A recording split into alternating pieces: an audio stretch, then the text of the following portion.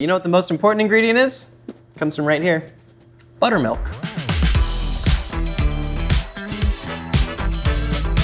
Welcome to Mythical Kitchen, the cooking show where we teach you how to make your favorite recipes from Good Mythical Morning. Today we're making donut fried chicken, aka Nashville sweet chicken. That's from last season's episode, Spicy Sweet Food versus Sweet Spicy Food. If you want to check that episode out, click the link in the description and also find the full written recipe down there as well. See what else you find down there.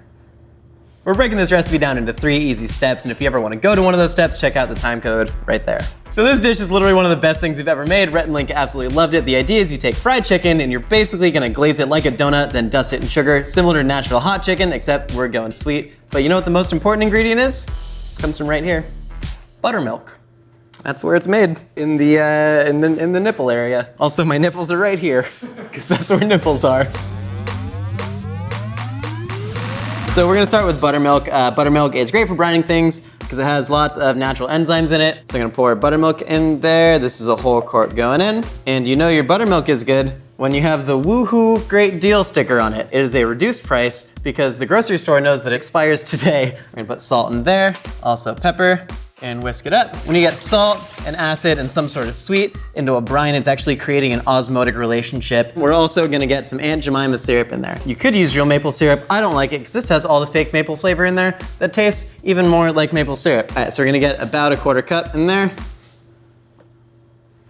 This is funny, I didn't just do that for camera. A lot of times, Nicole knows, in the morning, I'll just take swigs of maple syrup because it makes me happy. I just like to do it. And then you're gonna get 2 tablespoons of hot sauce going in there. So only use flavors in your brine that you think would go good with chicken. And then final ingredient, very important. If there's a recipe that doesn't have a single bay leaf in there, it's hardly a recipe at all. What's it gonna do? Absolutely nothing. Do you still have to put it in there? Yeah. And then you're gonna take tongs and you're gonna put that next to your chicken, and then you're just gonna grab the chicken with your hands and put that into your brine. All right, so you wanna kind of massage it in there, make sure all the brine is through the crevasses. You're gonna cover this and get it in the fridge. It's gonna hang out between like 2 and 24 hours. Anything more than that, it's gonna get oversalted and the meat's gonna start to break down. Anything less than that, you don't get that delicious Jemima flavor.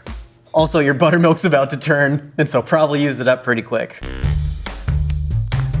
First step, you're gonna take a mat of paper towels and then, do I use the tongs? I don't know. Yeah, I should probably use the tongs. First thing you're gonna do, you're gonna take your bay leaf and you're just gonna, thank you for your service. We wanna get this nice and dried off because moisture, though the essence of wetness, and though the essence of moisture, though the essence of wetness, and though wetness is the essence of beauty? Anyways, you don't wanna get wet stuff in your fry oil because then it'll sputter. So if you notice we're not using a deep fryer here, I like to fry in cast iron because you actually get some surface contact with the pan and the chicken. And anytime you get like direct contact, that means you're getting browning, which means you're getting what, Ben? Flavor! KFC uses what, 31 flavors in their chicken? You don't need that many. And anyways, we're just using flavors that are gonna go well with fried chicken. 31 flavors is Baskin-Robbins.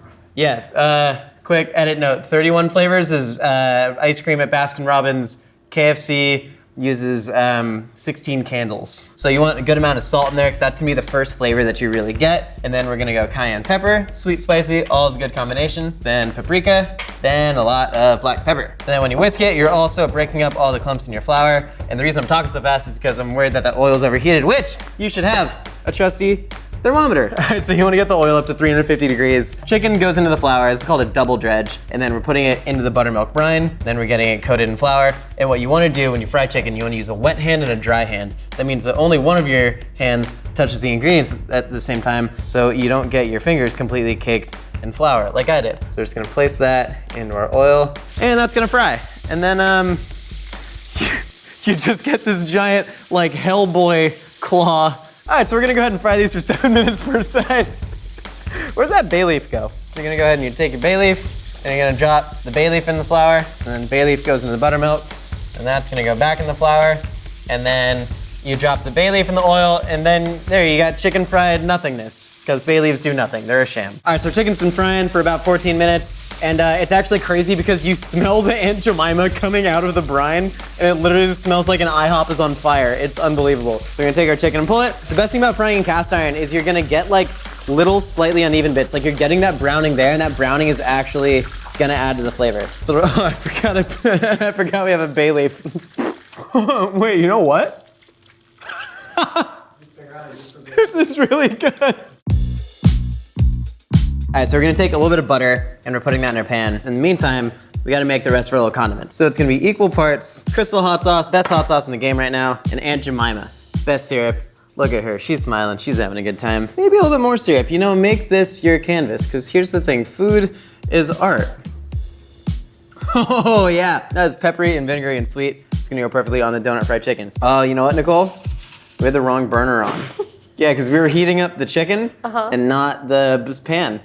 Who is we in this situation? All right, so what you're gonna go ahead and do is you're gonna make sure that your pan is on the correct burner. What you're gonna do is make some cinnamon sugar. You dump the cinnamon in the sugar, and then you try and eat a whole spoonful of cinnamon, and then you go viral on YouTube. Here's the thing, so I've been calling this a pan. Someone pointed out to me that it's called a pot. But I think that all pans are pots, but not all pots are pans. Similar to the way that all benches are chairs, but not all chairs are benches, and that all hot dogs are sandwiches, but not all sandwiches are hot dogs, right? What? So we got our butter melting. We're gonna go ahead and add our milk to that. So a lot of Glaze recipes will just call for milk and powdered sugar, which is totally fine. My problem with that is it won't solidify, which is why we're adding butter to it. Because if you think about it, butter is solid at room temperature. So if you heat that up, turn it to liquid, pour it on something, when that something becomes room temperature, it's gonna solidify because there's butter in it. Does that make sense?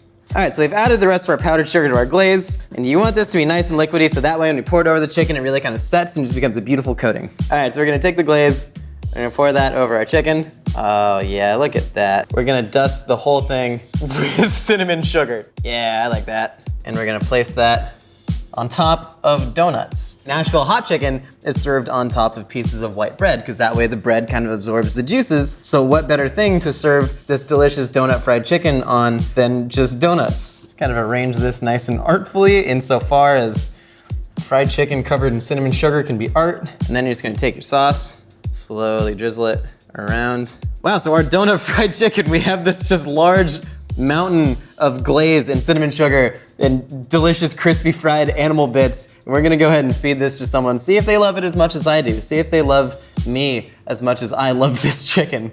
I hope they do. Hi, Stevie. Would you like to eat my fried chicken?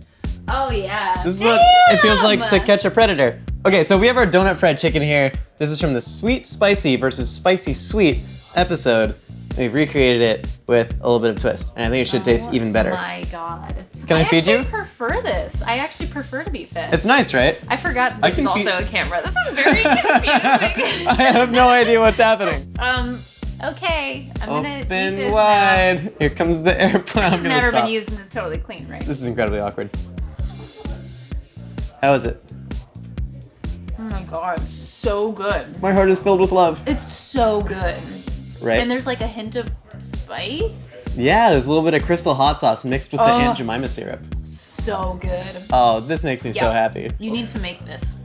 Thank you guys so much for watching this video. If you like what you saw, subscribe to the Mythical Kitchen channel. Also, check out the Mythical Kitchen store. Pick up one of these sweet aprons. Let me know in the comments what mythical dishes you want to see in the next episode. I'll see you next time. You can cook up your own feast while wearing the Mythical Kitchen apron, available now at mythical.com.